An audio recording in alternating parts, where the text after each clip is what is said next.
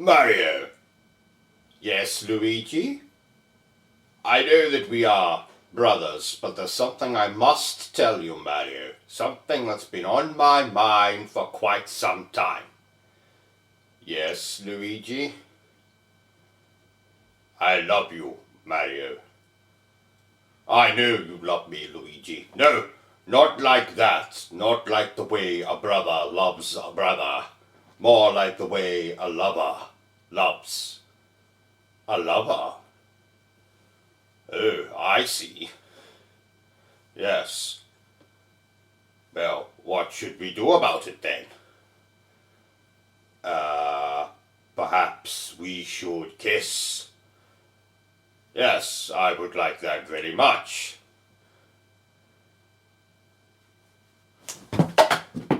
Ladies and gentlemen, boys and girls, welcome to Obsessive Compulsive Gaming. I am the Obsessive Compulsive Gamer. This is my faithful manservant Bertram, and this is my review for Mafia Definitive Edition.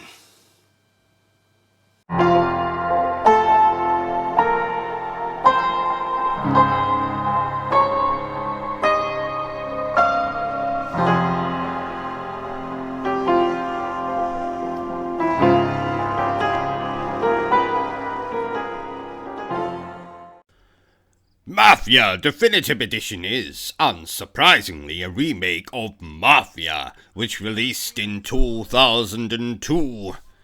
Mafia Definitive Edition released this year for the PlayStation 4 and those other consoles that I think are complete and utter vomit. Now tell me what you think of, dear viewer, when I say the following words to you. Tommy, Jimmy, Ralphie, The Don, Vincenzo, Luigi, Mario. Yes, that's right, dear viewer. Pizza.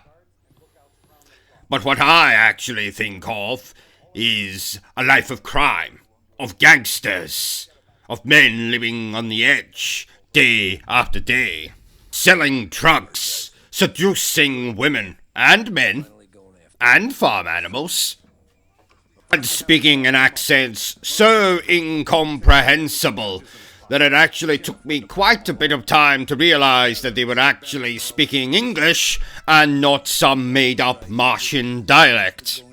So in this game, we start off playing as Tommy, a humble cabbie. And for those of you who don't know what the word cabbie is, it basically means taxi driver. Yes, we've got plenty of them in the United Kingdom, who one night is roped into the business of the local mafia and thusly decides that he doesn't want to be a taxi driver anymore. He doesn't want to listen to other people's problems, so he decides to become a criminal, wherein he can seduce women, sell drugs, kill as many people as possible, and make lots of money.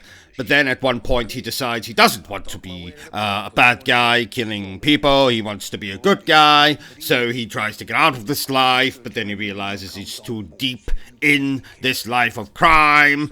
So then one of his friends comes to him with some scam to get out of this life of crime. It's all very complicated and basically fucked up. So it might help to actually think of it rather like the other game series, Yakuza, just not set in Tokyo, without all the ridiculous side quests, though they do both share a language that does sound rather alien to me. So in this game, you will be mostly participating in gunfights, which I'm sure for all my American viewers is nothing new there, that's the everyday norm, and you will also be participating in driving sequences, though luckily this version of the game does give you the option of skipping over most of the driving sequences, which in my opinion is a rather good thing, because the cars in this game control like complete and utter arse. In fact, I think a person suffering from Parkinson's would drive better than the control of the cars you are given in this game. Yes, I went there, I made a joke, sue me. Just use it for the purposes of illustrating that the cars in this game control like utter arse, and you might as well use the new feature of skipping over most of the driving sequences so you can get to the good stuff.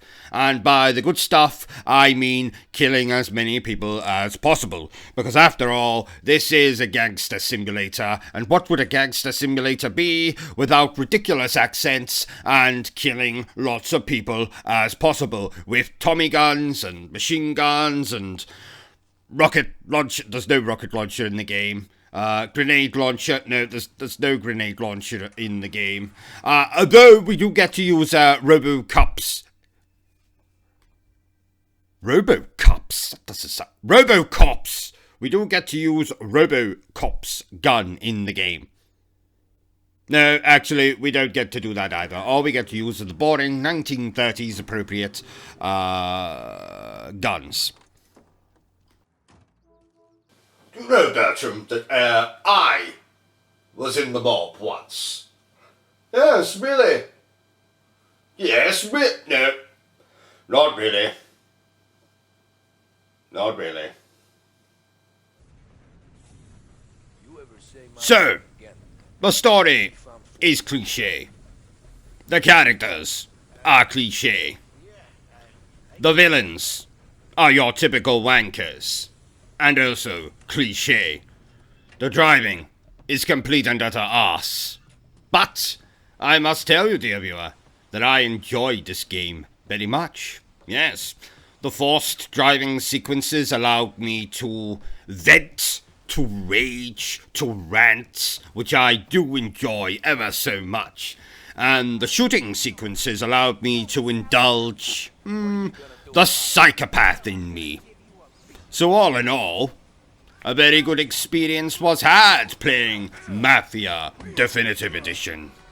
But if you are one of those unfortunate sausages that do like side quests in a video game, you're not going to get that here. If you're one of those sausages that like games to go on for 50, 60, 70 hours, you're not going to get that here. And if you're one of those 12-year-olds that when mummy and daddy aren't watching you want to go online and disrupt everyone's online gaming experience, well, you're not going to get that here because there is no online. All you're going to get is a very straightforward, very cliche single-player experience that'll take you under 10 hours to finish, but overall, I had a very good time and I think you will too. So, I'm going to give Mafia Definitive Edition an 8, 0.5, 0.2, 0.3, 0.2, 0.2, 0.3 out of 10. And there you have it, ladies and gentlemen. My review for Mafia Definitive Edition. If you have enjoyed this little review of mine, give me the thumbs up. If you didn't enjoy it so much, give me the middle finger. Please feel free to leave some abuse for me in my comments. Send me some of your unwanted excrement in the post. Or perhaps if you have enjoyed this content, you'd like to buy me a little coffee, eh? Yes, I bet you would. The link is down below. And until next time, remember to stay obsessed with gaming.